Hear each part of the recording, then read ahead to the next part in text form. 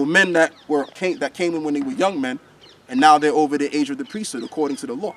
Because it's not even about that anymore. We're not under the old. That's all old covenant talk. We're not under the old covenant. We're under the new. We're under grace, transitioning to the new covenant. And as we're in the time of grace, as I'm going to say again, we're under the Levitical priesthood. We're under the priesthood of Yahweh Shai. So it's a different setting. So we can't go by that. Going out. Shall I read on? You're going. Yeah. So continuing on, it says, "And Yahweh Shai said unto them, Verily I say unto you that ye which have followed me in the regeneration, when the Son of Man shall sit in the throne of his glory, ye also shall sit upon 12 thrones, judging the 12 tribes of Israel. Yeah. And everyone that hath forsaken houses or brethren," and it says everyone that hath forsaken houses and brethren, go on, "or sisters or father, or mother or wife, or children, or lands, for my name's sake, shall receive 100-fold, and shall inherit everlasting life. But many that are first shall be last, and the last shall be first." So there you go. So the men of the Lord, they're going to come through in different, coming from different backgrounds, coming from different tribes, and they're gonna do the Lord's service, and that's perform His ministry to the world. And then later on, they will become the kings and the priests in the next following kingdom to come. And can't nobody do anything about that. It doesn't matter if you like it or not.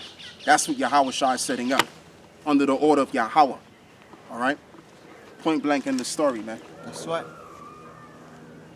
If you don't like it, then that's your ass. So anyway, yeah, one more scripture, brothers. One more scriptures. Well, a couple of more scriptures. I'll say about 3. Going out. This is Luke 6:24. But woe unto you that are rich, for ye have received your consolation. Yeah. Woe unto you that are full, for ye shall hunger. God. Woe unto you that laugh now, for ye shall mourn and weep. Woe unto you when all men shall speak well of you. That's another thing too. You don't want that. You don't want all men to speak well of you. You don't want to be known as, oh man, he's that guy, he's that dude, and he speaks well, and everything that people say about you is all positive. You don't want to be that kind of guy, because maybe you're doing something wrong. Okay? A high percentage you're doing something wrong. But the guy that you want to be is what the Apostle Paul explained, that certain men would be the offscoring, especially those that believe.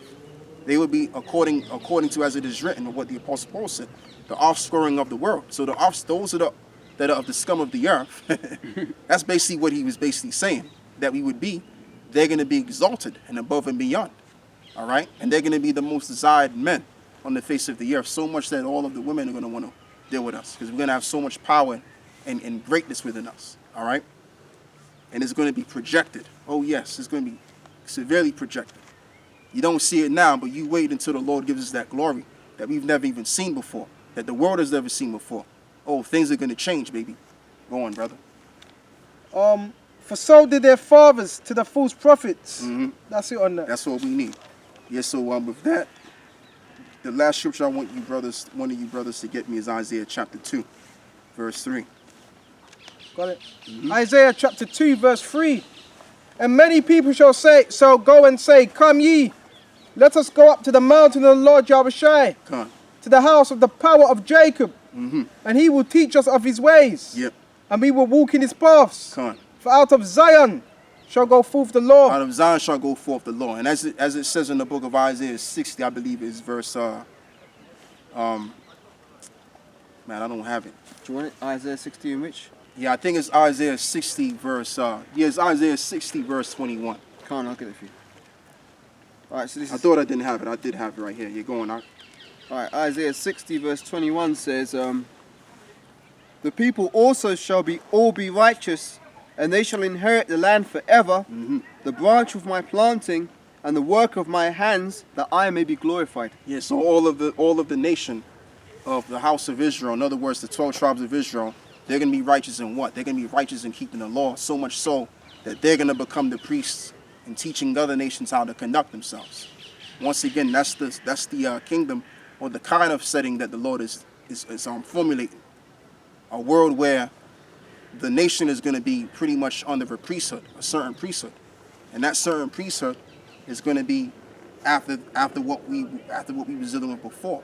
But it's just going to be a totally different, not totally different, but somewhat tweaked. All right, because really what Yahweh didn't do away with the law, and that's not what I'm saying. I'm not saying that what Moses was doing and how he had it was just a waste. It wasn't a waste. But Yahushua came to tweak certain things, and that's what he did. So now we're going with the updated version of what we had before, a better version. That's why in Hebrews 8th chapter, what did the Apostle Paul say? He said that we have a better covenant. So that's it. So that's all we have to really say.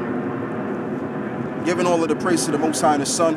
Yahweh, Hashem, Yahushai, Hashem Rekah Kodash, Wa Abba Ba. Wa Abba Ba. Shalom. When did we see? When did we Yeah, you know brothers what? I was receive the looking up chapter? and seeing it.